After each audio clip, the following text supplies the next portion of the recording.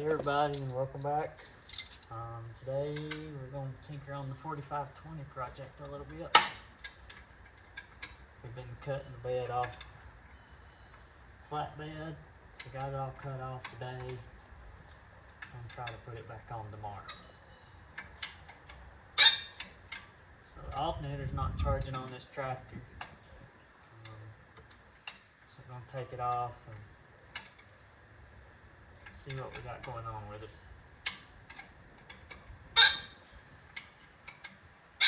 I ordered replacement battery boxes for it because they were missing on it when we bought it, or I bought it.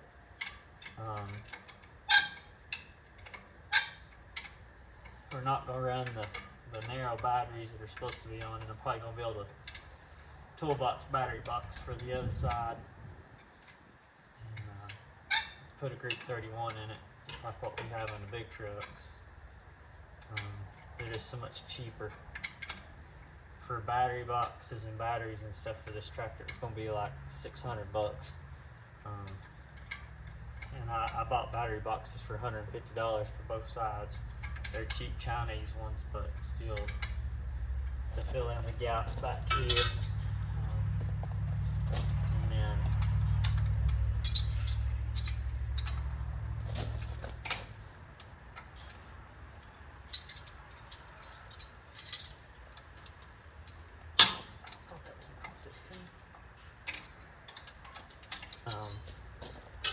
this be easier, put one group 31 on it and accomplish the same thing. So that's what I'm going to do. This is a Motorola Alternator. I know nothing about, but I know that if it gives a whole lot of trouble, they sell Delco 2 wire or single wire alternators all day, every day.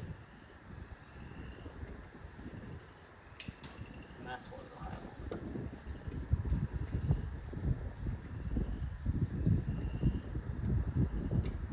I'd like to get this tractor running before summertime. Run it some this summer. This may become our big square baling tractor.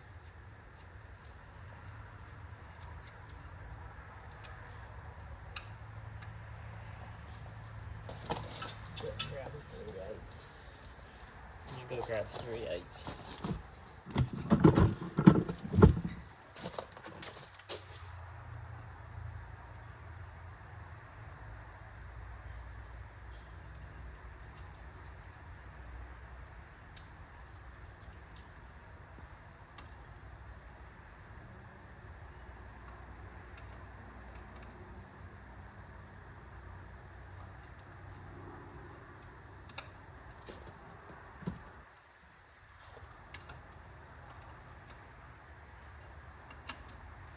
It's been a little bit since we worked on the 4520. When we put it up back in the fall time, we had discovered that when we've troubleshot the hammering sound that it's making, it is somewhere in the clutch or in the front part of the transmission. It is not in the engine. And right now at this time, I do not feel like splitting this tractor because the clutch and everything works like it's supposed to. As far as starting and stopping, the PTO runs all the time on it, so we may wind up having to split it for that. But also the hydraulic control line for it is not connected up, so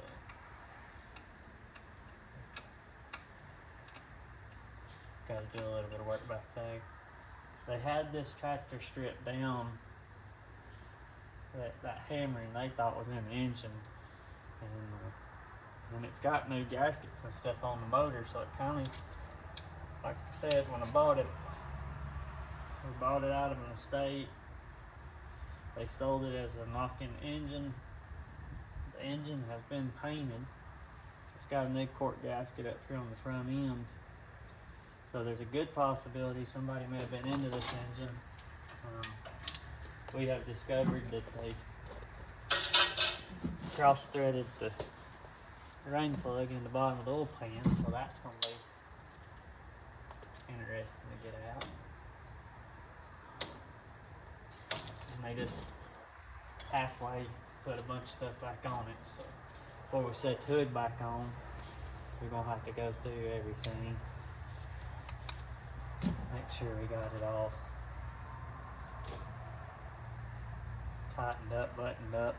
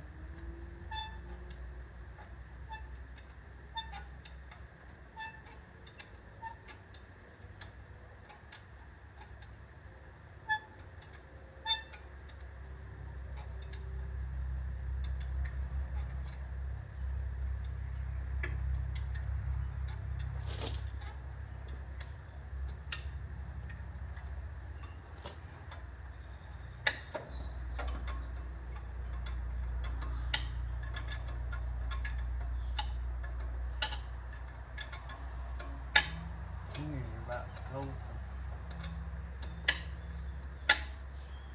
from washing the truck.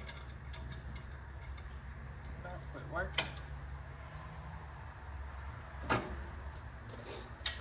In typical Georgia weather fashion, it was 75 yesterday.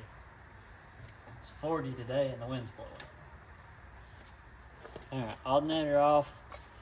We'll put it in the shop and see what Tommy can figure out with it.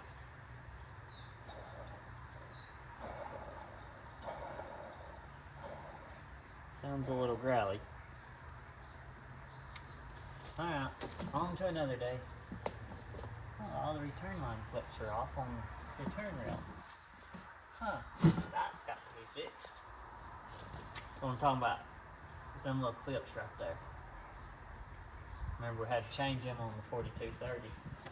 So it had that off, and they just literally slapped this tractor back together to put it in the sail. Alright.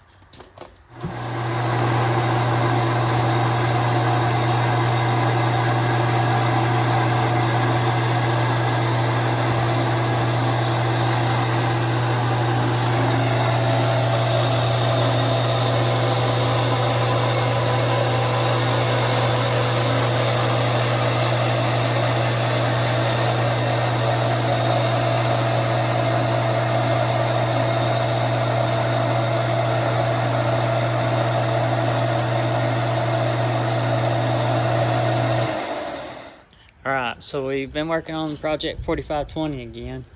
It's kind of been a couple months since we done anything here on it. But we got our new alternator on, it's charging. We put a Delco 10 SI on it, self-igniting, so it'll automatically start itself up and go to running. That's working. We got a battery box, I'll show it here in just a second, that we put on. I've put new hoses here on for the oil cooler. The lower ones look like they could probably use some attention, but we're just going to run them for where they are right now. Those up there were leaking pretty good, so Went ahead and changed that. We're still not sure where the hammering sound is 100% coming from. We feel like that it is in the clutch in some shape, form, or fashion, but we're going to run this tractor a little bit and actually see if it'll show itself on up or if it quits, because it changes tone from time to time. They've left the injector return line clamps loose. I didn't bring my clamp pliers for that, my little hog ring pliers, but I'll bring those one day and work on that. So I'm gonna take you over and show you our battery box.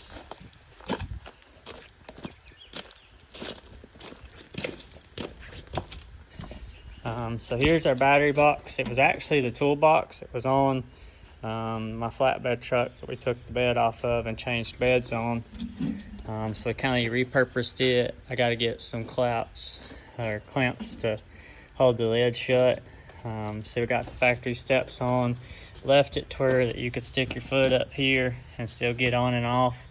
Got factory battery boxes to go on it, but they come in like kids' toys at Christmas, some assembly required. So I got to get those assembled before we put those on, and I'm just going to put those on and use them as a space filler. I got a new clutch return spring. It's in a different truck though. I'm not in my truck where I had it yet. So we got her where she'll at least run. I don't know how wet Bruce's field is out here. I don't really want to drive through his yard, but we'll see. Might try to fire it up here and see what it does. It's been a few days since it's ran.